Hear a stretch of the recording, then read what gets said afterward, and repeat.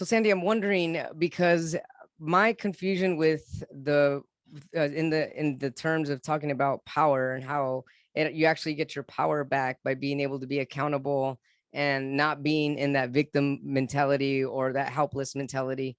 I always felt in the past that if I brought up my own traumas or I was accountable for things, that would show that there was a weakness about me, and in that weakness is actually where my power was. So I would actually be losing power if I were to self-confess or even confess to others. However, what I've seen now and what I've realized now is that the power comes from being truthful and being in alignment with really love and courage. And by doing that, you expand and you open up and you gain power. Is that correct? Yeah, absolutely. I mean, it's so important to be able to see our actions without being critical. It's not a weakness to see the truth. We're just seeing the truth, right? So, but people have a hard time seeing what their actions might be because they live on some kind of, I call it the invented point system. Like, I don't know what that point system is, but somehow we've bought into some system where we get different points for, you get a certain number of points for a law degree, for PhD, for certain height, for certain look, for certain house, Right. like, I don't know what that point system is. It's a weird thing. So like, how many points do we get if I was depressed for 3 years and I managed to get up and take a shower today? Do I get points for that? Right. True. What about saying, being kind to my neighbor? Like the whole point system makes no sense, basically, right? So, but if we're always trying to accumulate these points, right? Because to make sure I'm good, okay, if I do this, I'm good. If I'm not, I don't do good, or, and I don't want to lose any points. So if I admit something I'm not doing well, I'm going to lose points. Now, if we ignore this whole point system to try to be, enough or good enough, and we go deeply in ourselves and start to see that we're full and 100% completely fine and good inside, regardless of doing anything. Literally, we can sit on the floor and do nothing, and that's fine. And that's, we're still goodness completely.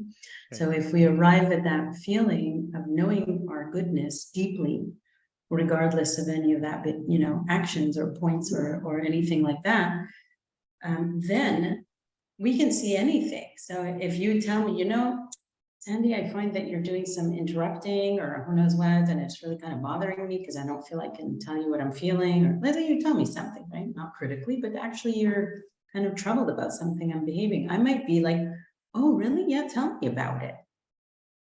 I'm not going to lose points for that. I already have my 100 points, so I can hear anything.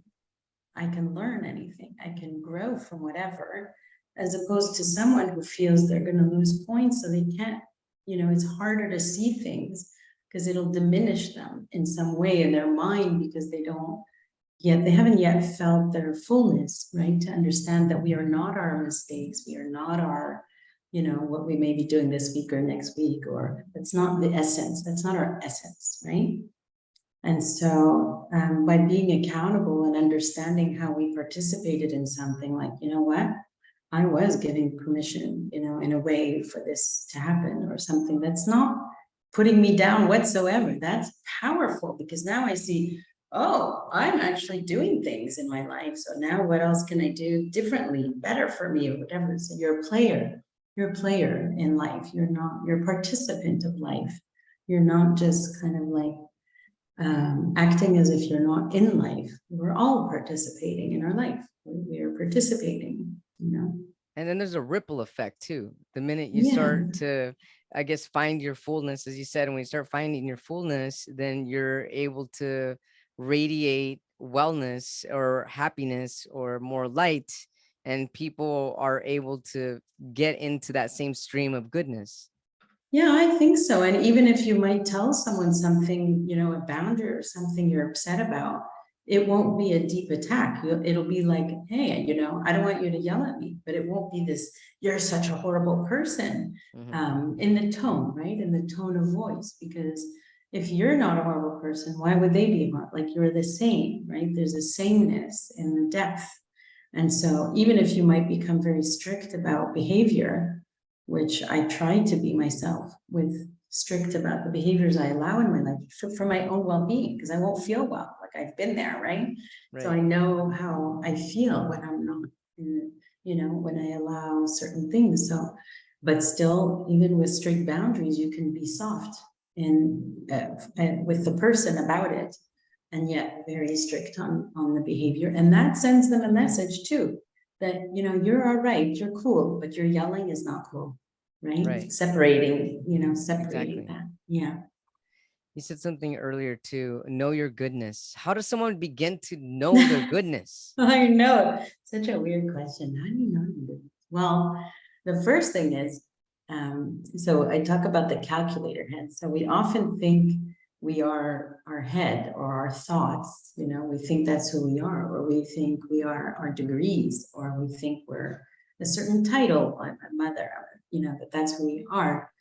But if we spend more time in the body and not the head, and how do you spend time in the body? I guess, meditating, yogas, the qigong, like anything that's body, right? Massaging, anything that you start to feel, Hmm. including feel your pain, feel your traumas, feel your Oh, I see. sadness. Anything. The more you get in the body and the feeling, then you start to kind of feel yourself.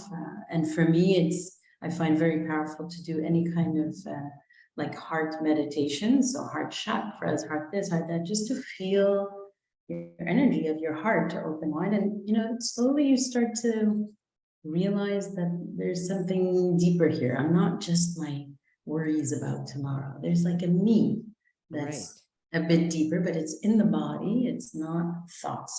Thoughts are not really true. Our bodies are true, right? Our energy is true. Like that's reality, it's more reality.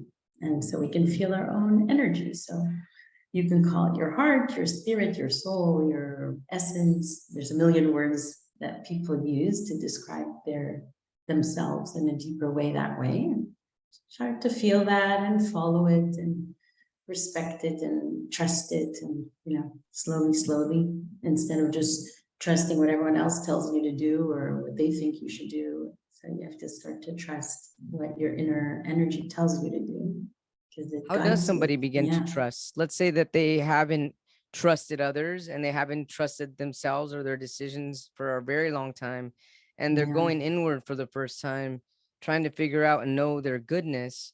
How does one get in touch with what feels good at that point? Well, like I said, when we're in our body, we can feel, right? So once we're feeling, including feeling emotions and pain and whatever, but we Mhm. also can start to feel like, does it feel right for me to do this podcast or not? And obviously, as we Mhm. talked earlier, you felt like I should do this, and that's it. Like you felt it. There was no other rule there. There was no Right. other. You just felt you should do it. That simple. And you, I guess, took a bit of a leap of faith and just said, I'm doing it. Let's see what happens, without all the worries and predicting, and just said, I feel I should do this. So you did it. So Right. So somebody can following that feeling. Yeah. literally, people can ask themselves questions and then Yeah. feel the type what that answer feels like from there on. Yeah. I think so. Yeah. Especially if you sit on the floor, and there's a reason to sit on the floor. We have we're a little bit electrical beings, if you want to call it. The energy of our Yes. head can get grounded and whatever, but you sit on the floor, you close your eyes and you ask yourself, oh, should I go into this university degree or not? Like, is this right for me or not? And see what happens, see what answers are Mhm. coming from you, and trust. It's hard to trust because nobody maybe has ever given you that message, right? So Right. I try now. I don't think I was always doing it so well, but with my kids, when they say, yeah, I feel like I should go do blah, blah, blah, I'm like, okay, nice. Yeah. That's it. And there's no Not the reason to question million. it because those are their feelings and they, Yeah. yeah. Yeah. I mean, sometimes I might say I'm still a mom, like, have you thought about this or whatever, we still have the mommy in us sometimes, but I try as much as I can to say, interesting. Okay. It really is their life, especially if they're over, they're adults and their choices, and I don't own them. It's not my life, it's their life. There has to be a healthy separation between you and your children, which I had to learn as well, to respect their life and respect their path and their choices. We don't own them just because we gave birth to them, So true. you know? Absolutely. Yeah. Let's talk about courage, Sandy. Yeah. What you I mean, you have an incredible chapter on courage, which actually allowed me to be more courageous with certain things in my life. And in doing so, it helped me feel like I expanded, and it gave me more of a peace of mind that I knew inherently after being courageous about certain situation that I was growing into a better version of myself. What do you have to Mm. say about courage? For me, courage is like a constant, right? So courage is not jumping in front of the train and saving someone, like that's not courage. It takes, I just think, a constant courage in our world to be yourself. So all the messages come at us to be something else, whatever it is that somebody else thinks you should be. So to choose to be yourself or express yourself, honestly, and follow yourself. That for me is just, it's a constant way of living courageously when you're guided by your inside, and also not, worrying. There's like an inner trust that takes courage to kind of just trust that things will work as they should if you're following yourself correctly. It doesn't mean you're going to get the millions and whatever. That's not the point. The point is that is the right life for you if you follow yourself, and to trust that that's the life you are to live. So I think it takes courage to live that way. It sometimes can be difficult. Not a lot of people subscribe to this way of living, so you may not find a lot of common, Yeah. people who agree with living this way. Um, but for me, it feels right. I Yeah. love the word, and I got to tell you, I got to be honest that the word courage for me before really Mm. didn't mean much because I felt like I was an autopilot. So, for people listening for the first time, I survived a rare genetic disease. I had over 40 surgeries in 10 years to save my life. And I never really felt like I was courageous for going through it. I just felt like I had to do it. And Mm. so I never really felt the word courage. Like, what does courageous really feel like in that case, other than a feeling of something that I have to do? It's like Mm. how was that courageous if I felt I had to do it, if that makes any sense. But Yeah, that now when makes I sense. see it, I'm feeling the word accountability, and even accountability for your actions. You can even be accountable for things that you weren't aware of that could even have had a positive impact, such as a positive word like courage. So if I become accountable of even accepting that word, if that even is even the right word to accept that word for myself, that it was a courageous thing for me to go to, then I am able to see myself in a more warrior like Mm. it's just a bigger heart and a stronger heart, and just I guess, does that make sense? Am I making any sense here? Yeah, it sounds a bit like, one of the circles that we did was about feeling proud of yourself. And we started it, I was saying, like, even feeling proud of ourselves, people want to tell us what we should feel proud of. You should feel proud of your A, and you should feel proud of getting this degree. You Yeah. should feel proud. And then what we did in the circle is to go around and talk about what you actually honestly feel proud about, not what somebody says you should feel proud about. What do you feel kind of proud about? And what I'm hearing Love from you that. is you felt kind of like, kind of like, I feel like that was kind of cool that I managed to do that, right? So it's like, again, feeling yourself, feeling your emotions, including the very healthy, important emotion of feeling healthy pride, for what you are happen to be proud of. And the things that different people were proud of are different, and the things I feel proud of are different. So I felt proud once for setting a boundary in a very difficult situation. For me, I was really proud of that. Not things other people should tell me I should feel proud of. That's something I felt proud of, right? That I did that day, and even if it was so hard or whatever it was. Someone else said that they felt proud of themselves because, she has epilepsy, and it was the first time in her life that after having an epilepsy episode, instead of blaming herself, she was like, okay, I'm not blaming myself. It's not, it's something I'm doing on purpose or whatever. So that's what she felt proud about, right? So it was really interesting to go around and hear, everybody's actual experience, their truth about what they feel proud. And that's another emotion that is, controlled. We're often told, don't feel sad, don't feel angry, and pride. That, like, there's a lot of control in our world, and to have your be honest about your feelings, including the nice feeling of pride, for what you're what you actually feel proud about, it's really a nice thing. It helps us to feel good about ourselves, you know.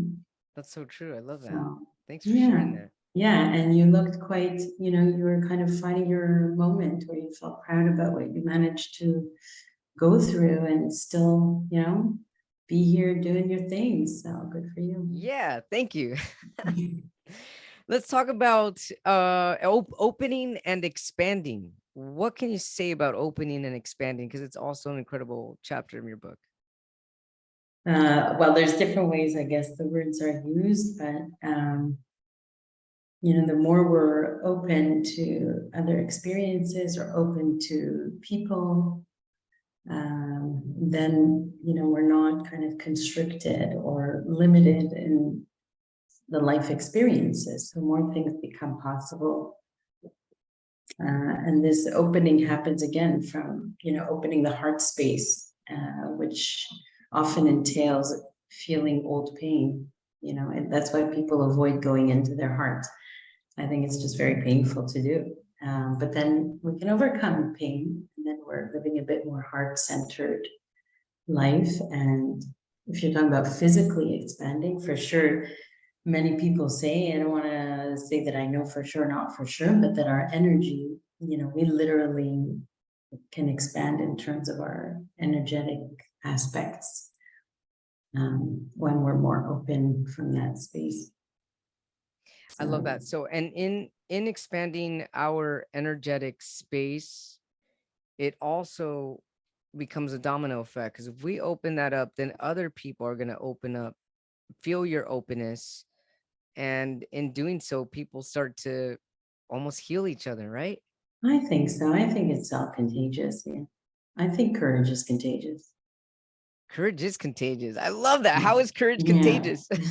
Well, the same way fear is, right? Like whenever you hear someone, they tell a story about their courage, like everybody gets kind of like, yeah, you Yeah, right. know. Everybody wants to share how Yeah, I courageous know. they feel. And, you know, well, yeah, you kind of feel the, you know, yeah, and you feel like, well, they can do that. Maybe I can do that, or, you know, Definitely, courage is contagious. That's so true, which yeah, is why it it's is. important for people to share their stories, because their courageous story can help someone else feel courageous Sure, and take sure. the next Yeah, step. Awesome. totally. Thanks so much, Sandy, for sharing your wisdom. Your incredible stories here are just they're I mean, you're helping me expand, and I'm certain that so many people are going to grow and expand and share themselves, and this is going to have an incredible ripple effect. Your book, The Courage Circle.